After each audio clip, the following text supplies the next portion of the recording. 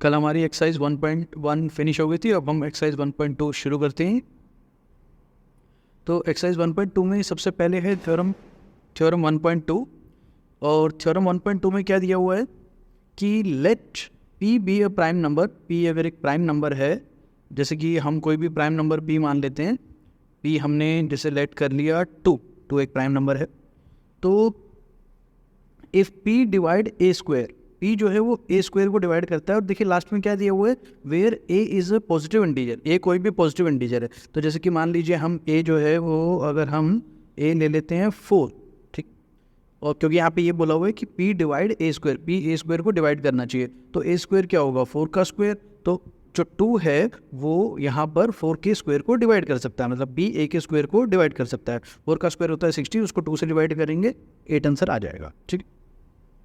तो इनकी थ्योरम में क्या बोला गया है कि if p divides a square then p divides a also. तो p जो है अगर a स्क्वायर को डिवाइड कर रहा है तो p a को भी डिवाइड करेगा। p a स्क्वायर को डिवाइड कर रहा है तो p जो है a को भी डिवाइड कर सकता है। जैसे कि यहाँ पे 2 जो है वो 4 के स्क्वायर मतलब 16 को डिवाइड कर रहा है। तो जो 2 है वो सिर्फ 4 को भी डिवाइड कर सकता है। जैसे 4 को 2 से डिवाइड करेंगे 8 आंसर आएगा, ठीक है। तो ये है इसमें थ्योरम 1.2। जो इस एक्सरसाइज में क्वेश्चंस है प्रूव करने वाले हैं सारे, तो वो जो हैं इसी थ्योरम का यूज़ करके प्रूव होंगे। अब अगर आप बुक में देखें तो बुक में जो थ्योरम 1.2 है, इसके बाद जो है हमें ये थ्योरम 1.3 दी हुई है। और थ्योरम 1.3 क्या है, √2 इरेशनल प्रूव करना है। तो ये कोई थ्योरम नहीं है, ये एक तरह से क्वेश्चन ही है, √2 को इरेशनल प्रूव करना है। फिर आगे आप चलेंगे तो एग्जाम्पल दिया हुआ है, ये एग्जाम्पल नंबर 5, ठीक है। इसमें भी यही है कि प्रूव √3 इरेशनल नंबर। और फिर हम अगर एक्सरसाइज में देखें तो एक्सरसाइज में जो क्वेश्चन नंबर 1 है, एक्सरसाइज 1.2 का क्वेश्चन नंबर 1, उसमें भी यही प्रूव करना है कि √5 एक इरेशनल नंबर है। तो √2, √3, √5 इस तरह से एग्जाम में जो है एक क्वेश्चन ये ऑलमोस्ट आता ही आता है इस एक्सरसाइज से 100%। पहले इस चैप्टर में 4 एक्सरसाइज होती थी तो तब भी ये क्वेश्चन इंपॉर्टेंटली आता था। तो अब तो है ही 2 एक्सरसाइज, तो ये श्योरली आएगा ही आएगा बोर्ड में, ठीक है। तो मोस्ट इंपॉर्टेंट क्वेश्चन है ये। तो अब हम पहले एक्सरसाइज शुरू करके ये फर्स्ट क्वेश्चन कर लेते हैं, फिर इसी के थ्रू मैं आपको ये दोनों एग्जाम्पल √2 √3 वाला भी समझा दूंगा, ठीक है। तो अब ये एक्सरसाइज 1.2 का क्वेश्चन नंबर 1 शुरू करते हैं। क्वेश्चन नंबर 1 है प्रूव दैट √5 इज इरेशनल। तो हमें प्रूव करना है कि √5 एक इरेशनल नंबर है। तो हम इसको जो है एक कॉन्ट्राडिक्शन मेथड से सॉल्व करेंगे। कॉन्ट्राडिक्शन मेथड का यहाँ पे मतलब हुआ कि हम √5 को इरेशनल नंबर की बजाय रेशनल नंबर लेट कर लेते हैं और फिर वो फैक्ट रॉन्ग प्रूव हो जाएगा, तो उससे ये इरेशनल प्रूव हो जाएगा, ठीक है। तो इसका सॉल्यूशन करते हैं। सबसे पहले हम लेट कर लेते हैं, लेट √5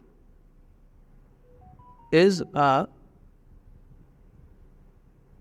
रैशनल नंबर है। √5 को हमने एक रैशनल नंबर मान लिया है। तो देखिए रैशनल नंबर की प्रॉपर्टी क्या होती है कि जो रैशनल नंबर होता है वो p/q की फॉर्म में होता है। तो √5 जो है वो p/q की फॉर्म में होगा। यहाँ पे आप p और q जरूरी नहीं है, कोई भी वेरिएबल ले सकते हैं, a b c d। और यहाँ ये जो p और q टर्म्स हैं, ये इनके बीच में क्या रिलेशन होती है कि where p and q are को प्राइम।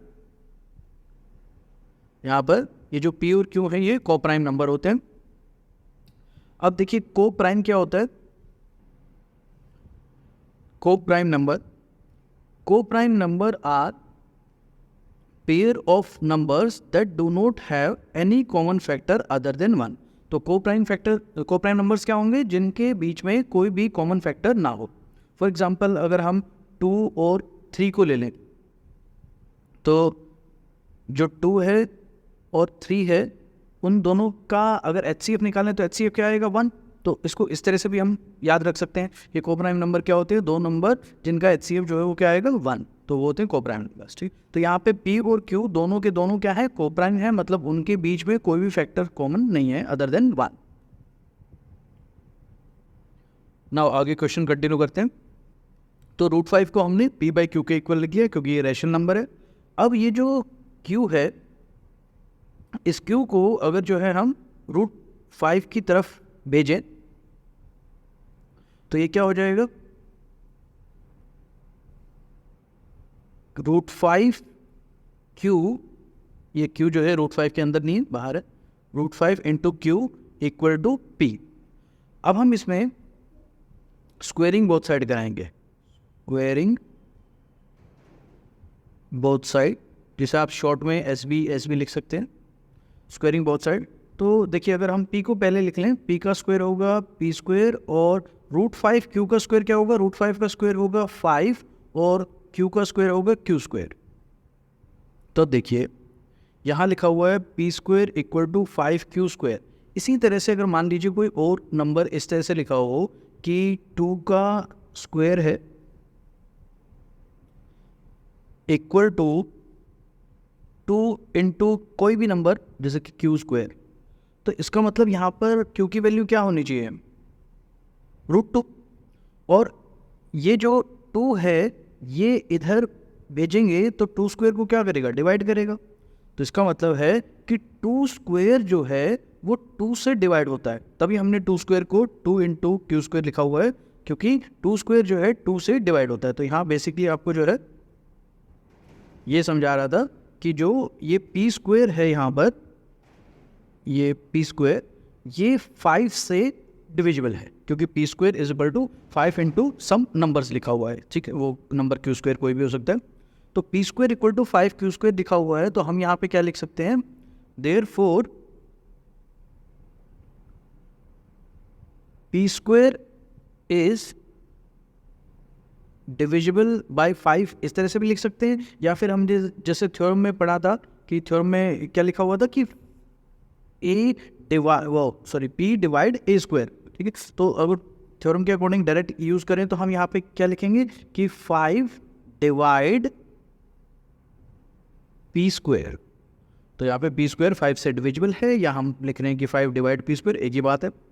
तो अब हमने थ्योरम में अभी पढ़ा था कि if p divide a square then p divide a also, ठीक है। तो यहाँ पर देयरफॉर 5 डिवाइड कर रहा है p स्क्वायर को, तो 5 क्या करेगा, p को भी डिवाइड करेगा। सो 5 ऑल्सो डिवाइड p, ठीक है। ये हम लिख सकते हैं बाय थ्योरम 1.2 के अकॉर्डिंग हमने ये लॉजिक यूज किया है। तो अब देखिए जो p है वो 5 से डिवाइड हो रहा है, तो इसका मतलब है हम स्टेटमेंट में ऐसे लिखना चाहें कि p is equal to 5 into any number, तो लिख सकते हैं, क्योंकि जो p है वो 5 से डिवाइड हो रहा है। तो हम यहाँ पे एक और अनदर इंटीजर्स मान लेते हैं r, तो हम यहाँ p को लिख रहे हैं p इक्वल टू 5r, ठीक है। और यहाँ पर ये जो r है, r can be any integer, r जो है कोई भी इंटीजर है। नाउ इसमें हम फिर से स्क्वायरिंग बोथ साइड करा देते हैं, तो शॉर्ट में लिख देते हैं स्क्वायरिंग बोथ साइड। अब ये हो जाएगा p स्क्वायर इक्वल टू 5 का स्क्वायर हो जाएगा 25 और r स्क्वायर। अब देखिए ऊपर जो है ये हमारी इक्वेशन आई थी p square equal to 5q square, और अब आ रहा है p square equal to 25r square. तो हम इसे फर्स्ट इक्वेशन और इसको सेकंड इक्वेशन मान लेते हैं। अब फर्स्ट इक्वेशन सेकंड इक्वेशन में दोनों साइड क्या है, p स्क्वायर है, तो हम यहाँ लिख सकते हैं कि first equation is equal to second equation. और अब जो है p स्क्वायर के इक्वल है, तो हम इसकी जो राइट साइड है 5q स्क्वायर और इसकी 25r स्क्वायर, इन दोनों को भी इक्वेट कर सकते हैं। तो ये हो जाएगा, अब हम लिख सकते हैं कि 5q square equal to 25r square, क्योंकि फर्स्ट इक्वेशन सेकंड इक्वेशन के इक्वल है। अब हम ये जो 5 है इसको दूसरी साइड 25 के डिवाइड में लेके जाएं, तो ये हो जाएगा q square equal to 25r square by 5, और 5 से 25 कट करेंगे, यहाँ आ जाएगा 5r स्क्वायर। तो हमारी स्टेटमेंट आ रही है q square equal to 5r square. पीछे हमारी इक्वेशन आई थी कि P square equal to 5q², तो हमने क्या लिखा था कि 5 डिवाइड p। अब आ रही है कि Q square equal to 5r², तो हम देयरफॉर सेम लिख सकते हैं कि 5 डिवाइड q², क्योंकि q² जो है वो 5 का मल्टीपल यहाँ पे शो हो रहा है, 5 इंटू r²। तो सो 5 ऑल्सो डिवाइड q, हम ये भी लिख सकते हैं, ये सेम वही by theorem 1.2, by theorem 1.2। Now अब यहाँ पे देखिए हमने क्या क्या प्रूव कर दिया कि जो है 5 पहली सिचुएशन में प्रूव किया कि p को डिवाइड करता है, और यहाँ पे हमने प्रूव किया कि 5 जो है q को डिवाइड करता है। तो इन दोनों से हमने क्या शो कर दिया कि सो 5 इज प्राइम फैक्टर। यहाँ पे हम प्राइम फैक्टर क्यों बोल रहे हैं, क्योंकि जो 5 है वो प्राइम नंबर है, तो और वो इन दोनों को डिवाइड कर रहा है, तो इनका प्राइम फैक्टर हुआ। तो सो 5 is prime factor of both p and q, क्योंकि वो p और q दोनों को प्रूफ वो डिवाइड कर रहे हैं, ये हमने प्रूफ किया है, ठीक है। और ये जो हमने प्रूफ कर दिया ये हमारे ही अजम्पशन को इनकरेक्ट शो कर रहे हैं, क्योंकि हमने क्या लेट किया था कि जो √5 है वो p/q है, जहाँ पर p और q हमने को प्राइम नंबर माने थे, ठीक है। तो अब हम यहाँ लिखेंगे this contradict the fact that P and Q are co-prime। तो यहाँ से ये रॉन्ग प्रूव हो रहा है कि P और Q को-प्राइम है, जो कि हमने अज्यूम किया था। तो अब ये प्रूव हो गया कि हमारी अजम्पशन जो है रॉन्ग है, तो इसके अकॉर्डिंग हम लिख सकते हैं सो our assumption is wrong, हमारी assumption गलत है। और हमने assumption में क्या माना था कि √5 एक रैशनल नंबर है। तो अगर √5 एक रैशनल नंबर नहीं है, तो जो नंबर रैशनल नंबर नहीं होते वो क्या होते हैं, इरेशनल होते हैं। तो हम यहाँ लिख सकते हैं therefore √5 is an irrational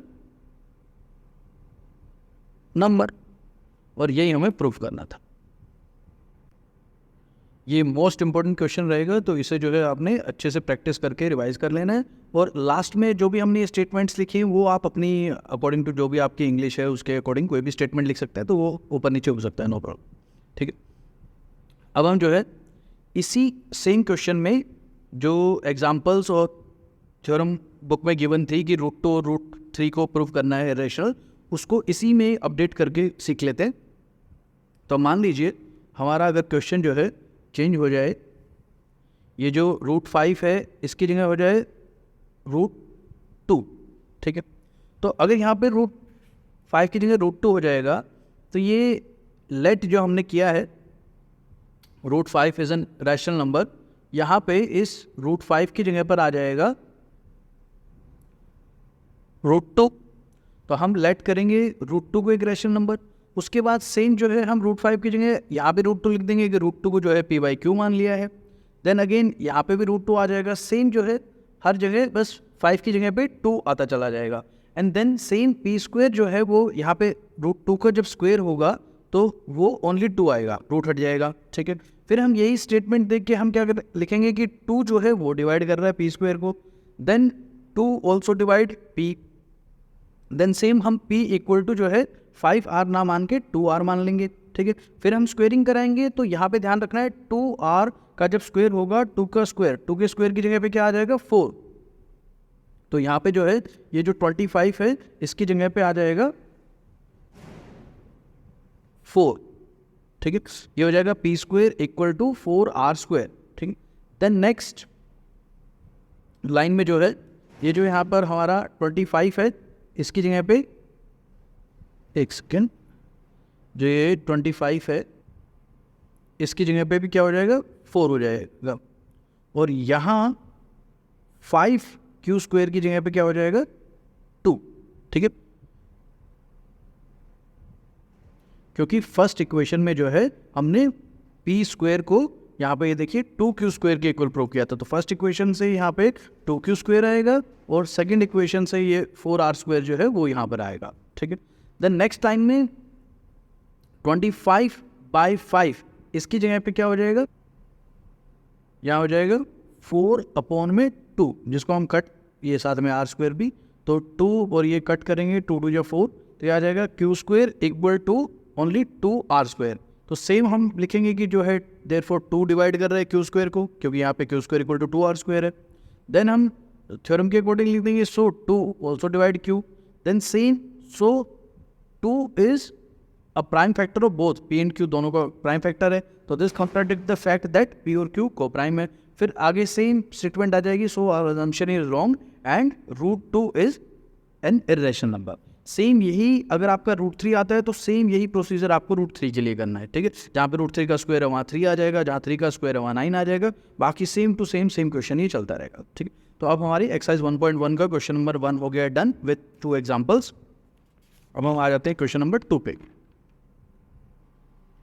now question number 2 given है कि प्रूव दैट 3 + 2√5 इज इर्रेशनल। तो इसमें भी हम सेम तरीके से करेंगे, यहाँ पे हमें 3 + 2√5 को इरेशनल प्रूव करना है, तो यहाँ भी हम सेम लेट कर लेते हैं, let 3 + 2√5 is a rational number. और 3 + 2√5 को अगर हमने रैशनल नंबर माना है तो 3 + 2√5 भी सेम पिछले क्वेश्चन की तरह p/q के इक्वल हो जाएगा, जहाँ पर where P and Q are co-prime, और आपको ये भी ध्यान रखना है P और Q जो है co-prime भी होते हैं एंड ये P और Q जो है वो इंटीजर्स भी होते हैं, ठीक है। मतलब एक P और Q कोई दो इंटीजर हैं जो आपस में जिनके कोई भी प्राइम फैक्टर्स कॉमन नहीं है, तो ये co-prime भी है, ठीक है। तो 3 + 2√5 हमने p/q के इक्वल शो कर दिया है। अब हम इसको थोड़ा सा सिंप्लीफाई कराएंगे, जैसे कि हम यहाँ पर क्या करेंगे, इस √5 की वैल्यू निकालने की कोशिश करेंगे, ठीक है। तो ये 3 जो है इसे दूसरी साइड भेजते हैं, ये हो जाएगा 2√5 इक्वल्स टू p/q -3। अब आप इन दोनों का एलसीएम लोगे तो q नीचे आ गया, ये ऊपर आ जाएगा p - 3q, ये हो गया एलसीएम। और इधर की साइड जो है सेम 2√5 ही है अभी। अब अगर हम यहाँ से ये 2 जो है इस 2 को इधर से हटा के दूसरी ये यहाँ नीचे भेज दें q के पास, ठीक है। तो ये हो जाएगा √5 = p - 3q/2q, नीचे आ गया 2, ठीक। तो अब इस स्टेटमेंट में देखिए ये जो p - 3q/2q है ये एक रैशनल नंबर है, क्योंकि यहाँ पे p और q क्या है, दो इंटीजर्स हैं, और इंटीजर्स का आप डिफरेंस करेंगे और उनको दूसरे इंटीजर से डिवाइड करेंगे तो वो एक रैशनल नंबर ही होता है। तो हम यहाँ लिख सकते हैं कि p - 3q/2q is a rational number, क्योंकि हमने p/q जो है वो रैशनल नंबर माना था। रीजन यहाँ आ जाएगा as p and q are integers, p और q जो है दो इंटीजर्स हैं, को प्राइम भी हैं वो, तो ये जो है एक रैशनल नंबर है।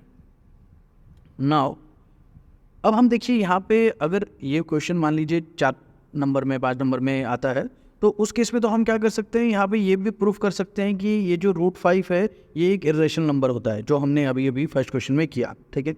अदरवाइज ये अगर 2 मार्क्स में या कम मार्क्स में ही आता है तो उस केस में हम क्या करेंगे, हम ये एज्यूम करके चलेंगे कि हमें ये पता है कि √5 एक इर्रेशनल नंबर होता है, ठीक है, जो हमने फर्स्ट क्वेश्चन में प्रूफ किया है। तो यहाँ पर हम ये लिख देंगे, ये तो हमने लिख दिया कि p - 3q/2q एक रैशनल नंबर है, ठीक है। अब आगे लिखेंगे but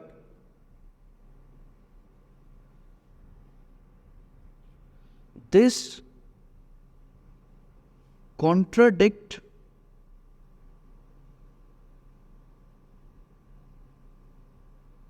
the fact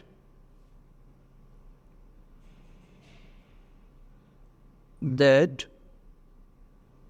√5 is irrational।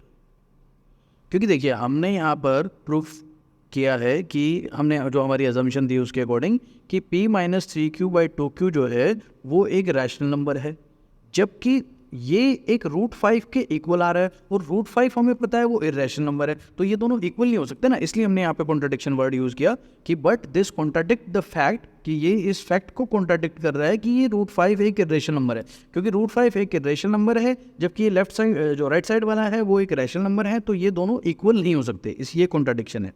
तो अगर ये इक्वल नहीं हो सकते हैं इसका मतलब है जो हमने ऊपर माना था वो हमारी अजम्पशन रॉन्ग है, ठीक है। तो हम इसके बाद नेक्स्ट लिखेंगे, so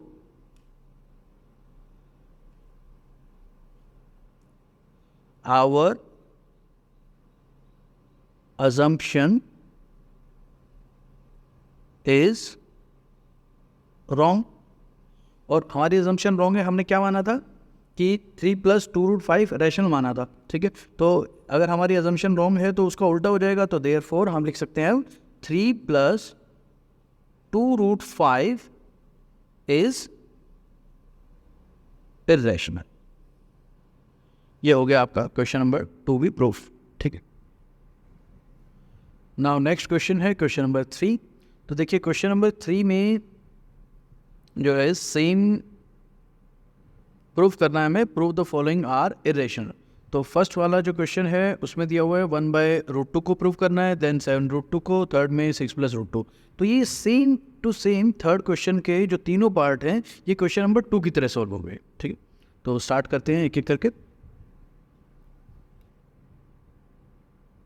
पहले फर्स्ट पार्ट में है कि हमें प्रूव करना है कि 1/√2 एक इरेशनल नंबर है। तो यहाँ पे हम इसके आंसर में फर्स्ट पार्ट के लेट करेंगे, let 1/√2 is a rational number.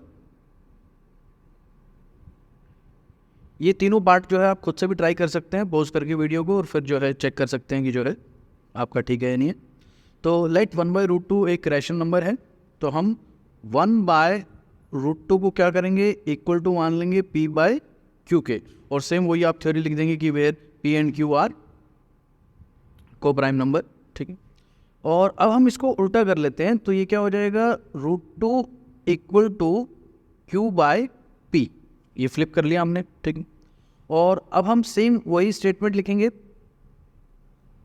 कि q/p is a rational number, q/p जो है वो एक रैशनल नंबर होता है, एज q एंड p दोनों के दोनों जो हैं आर इंटीजर्स, ये दोनों इंटीजर्स हैं, ठीक है। देन वही सेम स्टेटमेंट, लेकिन जो इसके इक्वल में ये √2 है ये तो एक इरेशनल नंबर है, ठीक है। तो हम अगली स्टेटमेंट लिखेंगे, बट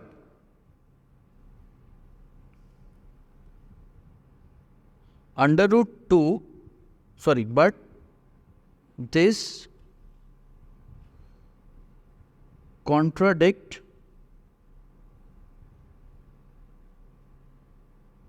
the fact that √2 जो इसके इक्वल टू में √2 है, √2 इज इरेशनल, √2 जो है वो इरेशनल है। तो so our assumption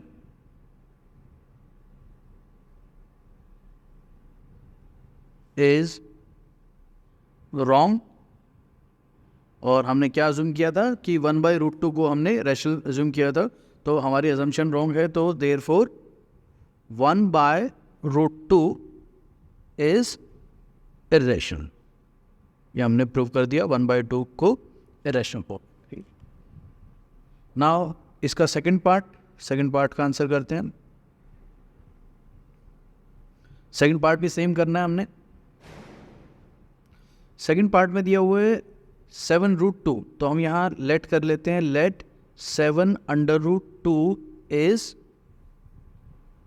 a rational number, 7√2 एक रैशनल नंबर है, सॉरी क्वेश्चन गलत देख लिया मैंने, 7√5 है, तो ये √5 लिख लेते हैं। तो 7√5 इज़ ए रैशनल नंबर हमने लेट कर लिया है, तो अब हम इसको 7√5 को लिख सकते हैं इक्वल टू में p/q, यहाँ वो स्टेटमेंट लिख देंगे where p and q are coprime. Then अब देखिए हमें पता है कि जो ये √5 है ये इरेशनल होता है, तो हमें इरेशनल के इक्वल टू में स्टेटमेंट लानी होती है। तो यहाँ पे ये जो √5 के इंटू में 7 है इसको दूसरी साइड भेजना है बस, तो ये हो जाएगा √5 इक्वल टू p/7q। ठीक है, अब ये जो p/7q है इसके लिए हम लिख सकते हैं कि p/7q is a rational number as p and q are integers, p और q integers हैं, therefore p/7q जो है वो एक रैशनल नंबर हो गया। ठीक है, और ये कॉन्ट्राडिक्ट कर रहा है, but this contradict the fact that, यहाँ पर इक्वल टू में इरेशनल नंबर क्या है √5, तो यहाँ वही लिखेंगे दैट √5 इज इरेशनल। तो ये इरेशनल हो गया, तो हमारी अजम्पशन इसमें गलत हो गई, तो वही स्टेटमेंट्स कि so our assumption is wrong, therefore हमने क्वेश्चन क्या लिया था 7√5, therefore 7√5 is irrational. And now बिल्कुल सेम जो है हम थर्ड पार्ट करेंगे। तो थर्ड पार्ट है 6 + √2, ये तो क्वेश्चन नंबर 2 के ही जैसा है बिल्कुल। तो लेट कर लेते हैं, let 6 + √2 is a rational number. तो 6 + √2 को हम लिख देंगे p/q की फॉर्म में, और अब ये 6 दूसरी साइड भेजेंगे तो √2 आ जाएगा p/q - 6। अब आप इसका एलसीएम ले सकते हैं, एलसीएम लेंगे तो हो जाएगा p - 6q बाय में q इक्वल टू √2। अब इसमें सेम वही बोलेंगे कि जो ये p - 6q बाय q है is a rational number as p and q are integers,